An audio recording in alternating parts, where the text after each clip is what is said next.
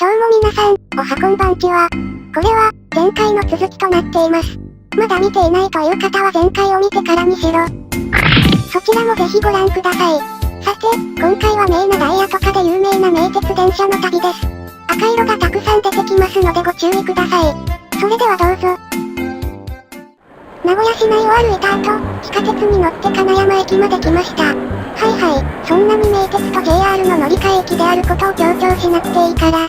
今回使用する切符は、丸乗りワンデーフリー切符、3100円です。元取れるかって？それはお察しください。あと、この切符は10時から16時の間は特別車も無双できます。おっと、いきなり赤いのが来たぞ。とりあえず、これに乗って神宮前に行きました。それで熱田神宮を参拝してから、次の電車に乗車します。電車特別車のニュース会だって？そんなの？気にするな！この切符は特別車も無双できるって言ったじゃないですか。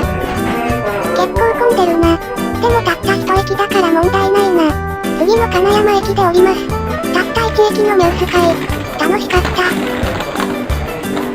この、ニューという文字を見ると物理の摩擦係数とか、某アニメのアイドルグループニュー。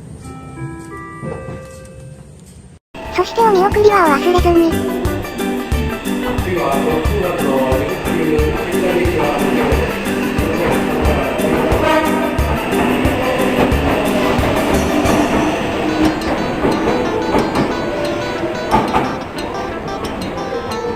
それで、お昼は名古屋名物きしめんです。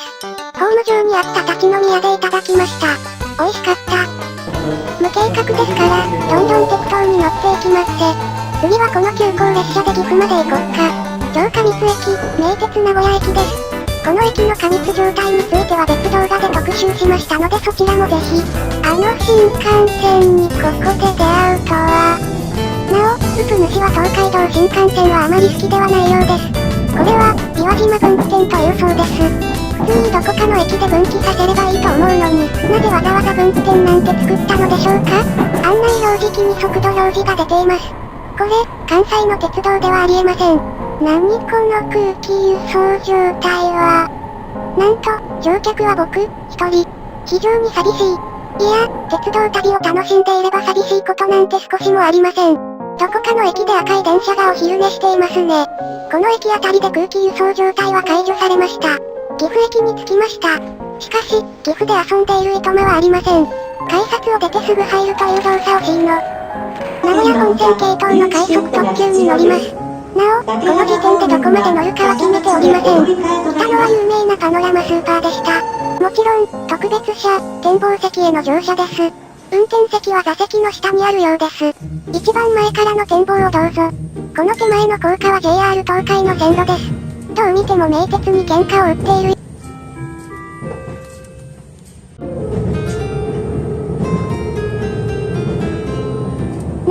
なんと、ミュージックホーンが鳴ったのである。それにしても、鉄橋を何本渡っているのでしょうかね？この風景で何か喋れと言われても、ネタが何にもナッシング、何を喋ればいいのか、わからない。さらに、ピンボケしながら赤い電車とすれ違いの。超過密駅、名古屋に戻ってきました。ここで降りることに決めました。さあ、今からニュース会でセントレアに行って、もう来やがった。どれだけ名鉄名古屋駅が過密であるかが伺えますね。飛行機に乗りそうな人ばかり並んでいるけど、適当に空港に行く人はいるのかな？テーブルの紹介、2回目です。これもなんとなく狭いような気がします。ニュース会は神宮前を出発すると、終点の中部国際空港駅までノンストップです。だからニューチケット検察の際も切符を見せるとどこまでですかと聞かれずにそのまま次の人に回っていきました。日本語正しいかな？うぷ主はとにかく国語が苦手のようで、名な路線である名鉄実行線との分岐駅である大駅を飛ばしの、高和線との分岐駅である大田川駅を通過しのって、めっちゃ速い。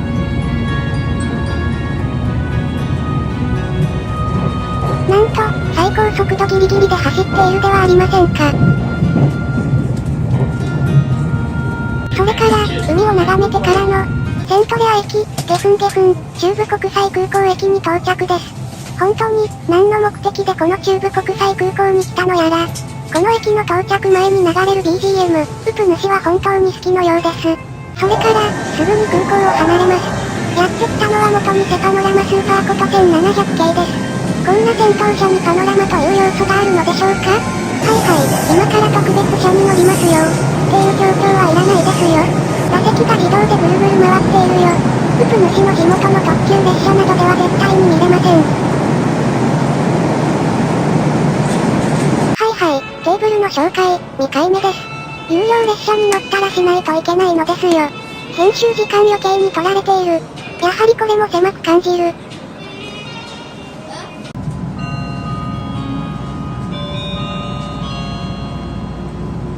それでは、セントレアからお別れです。セントレアに滞在した時間はなんと、29分。何の目的でここまで来たのでしょうか？これは管制塔ですね。ここから飛行機を見るのもいいですよね。こんな映像見ても、喋ることが本当にありません。あと、この列車に乗ってる間、座席位置が点々と変わるのでご注意ください。もう座席位置変わってるし。この列車は、特急ですので、雪に乗ったニュースカイと違って細々と止まっていきます。そんなん言うんだったらニュースカイに乗れって？いや、僕はいろんな車両に乗りたいから特急に乗ったのです。駅名がわからない駅を通過しの。また神宮前に戻ってきてしまいました。この駅を通るのは何回目になるのやら。この電車に乗る。一般車なんて乗るわけがないじゃないですか。しかも、後の快速特急の方が早く着くらしいです。バイバイ。待っていたらすぐではないけど後の快速特急がやってきました。このデザイン、めちゃくちゃニュース界に似ていると思ったのは僕だけかな？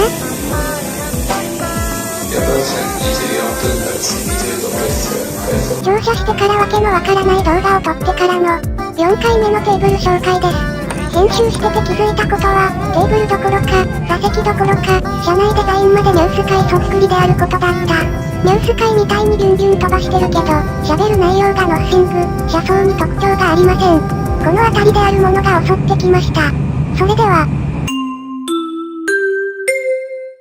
この動画、睡魔と戦いながら撮っています。本当に、車内がニュース界丸パクリですね。今のオレンジ色の駅名表、見えましたか？実は、名鉄名古屋本線の豊橋到着直前はかの有名な飯田線と線路を共用しているのです。有名と言っても、どこが有名かな？豊橋駅に着きました。飯田線ホームに岐阜や名古屋や静岡で増殖しまくった313系がいます。名鉄線のホームはなんと、1年1線。どうしても JR 東海のいやらしさがまたここでも新幹線かよ。そういえば、700系はのぞみ運用も光運用も終わったのでいや、臨時かな？あと、JR 東海をディスるような発言をしたら呼び出し食らっちゃうかな？それはともかく、名鉄における最終ランナーの登場です。最終ランナーは本物のパノラマスーパーの新塗装車でした。実は最後、ミューチジェットを発動しました。なんか、日本語おかしい？ウプ主国語良くないな。この列車は一部特別車、快速特急。僕の席はここで合ってるかな？合ってるな。車内案内表示器がどこかのパッドですね。まあ、普通の LED よりかは格段に見やすいけど、このネタ、どこかで使ったことある？テーブルの紹介はお忘れなく忘れてないだろ。正直このシーンのせいで編集時間が5分くらい伸びているんですけど。道を戻るだけなので、到着駅までバッサリとカットさせていただきます。ていうか、手を抜きたいだけだろ？はい、到着駅までバッサリとカットさせていただきました。次の帰りの電車まで時間があるから、名鉄電車でも撮影しましょうか。ということで、神草の検証動画を作ったのです。ぜひそちらもご覧ください。全然するな。そして、帰りの電車の登場です。アーバンライナーじゃないっす？実は、近鉄特急には乗り換えても納金は周産するという制度があるのでわざと伊勢志摩ライナーを予約しておきました。乗車するのはもちろん、デラックスカーです。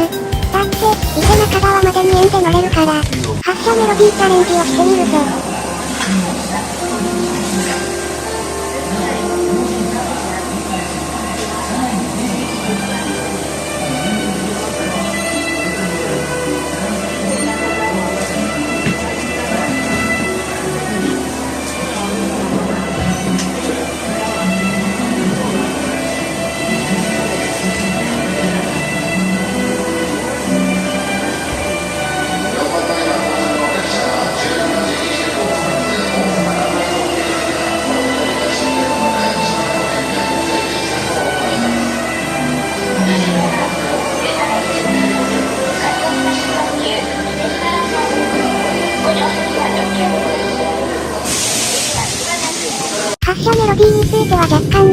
放送の被りがあったけどよしとするか。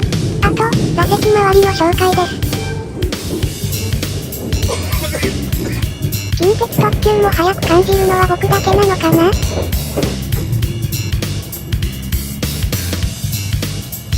伊勢中川デルタ線上でフリーズするとは。向こうの特急もフリーズしていますね。それから、大阪方面の特急列車に乗り換えてからの、僕が乗車した号車はエースのリニューアル車でした。最後のテーブル紹介となります。